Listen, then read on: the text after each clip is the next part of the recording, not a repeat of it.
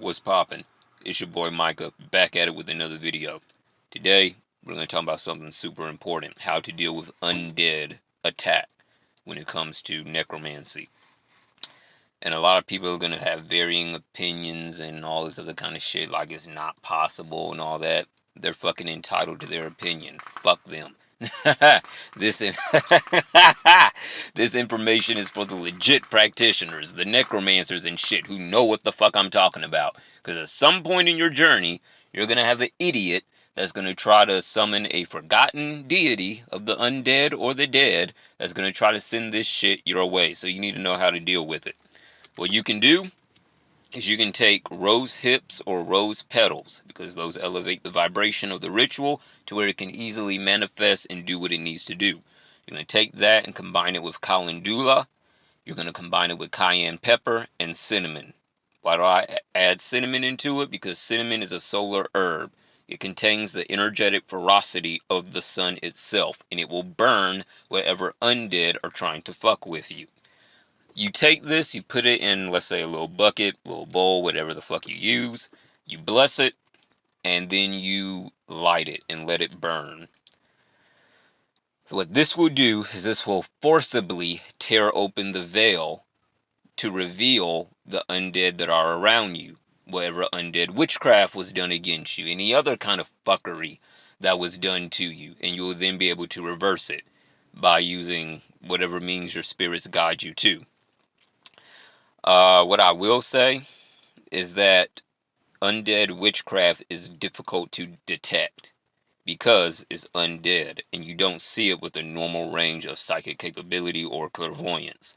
So you have to get really deep into death meditation and you have to get really deep into clairvoyance.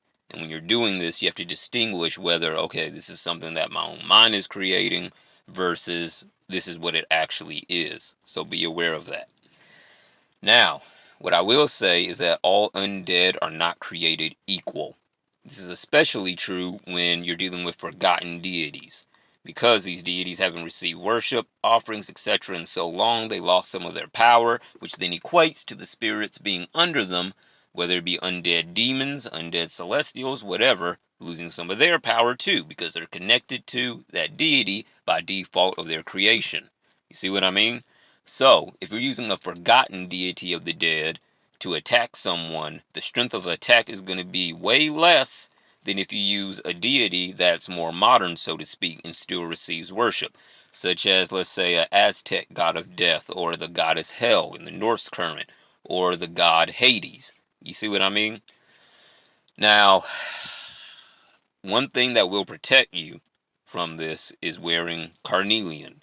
Carnelian was used, I believe, in ancient Egypt as a form of armor for the pharaohs that were deceased to protect them while they traveled throughout the afterlife. Now let's think, why would a fucking pharaoh need armor in the form of a crystal, a spiritual crystal? Well, maybe it's because they knew that as they're traveling through the afterlife trying to get to their destination, there's a good possibility they will be attacked and devoured by the spiritual creatures that roam the fucking spiritual plane. Werewolves, wraiths, all that shit. Yes, it exists. It might not be physical, but it's there nonetheless. You see what I mean? Now, given that carnelian acts as an armor, when you have somebody attacking you with this shit, naturally the first thing that they're going to do is try to send undead to possess said armor and weaken its structural integrity, its energetic integrity, so to speak. You'll realize this when all of a sudden your crystals, whether it be for money, for good health, whatever, they just stop working. Like out of nowhere, they just fucking stop working. It's because they're being possessed by said undead spirits. Once you exorcise them, yes, you can exorcise even the undead if you do it correctly. The crystal will immediately regain its full potency and will begin to work for you again. You can also take this same judgment and apply it to different areas of your life. Let's say you're working with love and, working with sexual energies. All of a sudden, those rituals just stop with no explanation. You think it's because of a blockage, when in reality, it's because of whatever undead shit was sent your way. Once you reverse it and get rid of it, you're back kicking again. You know what I'm saying? Now, for beginner necromancers, you really don't got shit to worry about concerning this, because you're just starting, you're going to have protection, all this other kind of stuff. But for us more advanced practitioners, yeah, we have to deal with this shit. The life and times of being a necromancer, am I right? So fucking take that and utilize it if you're going through such a situation.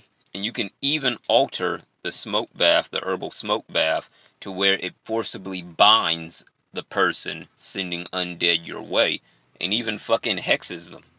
You know what I'm saying? With no baneful ingredients in it. That'll tell you how powerful these herbs are. And you can do the return to sender. You'll fucking destroy them, get them out your path. So please leave a comment if you have any questions. Please like, share, subscribe, all that other shit I'm supposed to say. And till next time, peace out. Stay dead.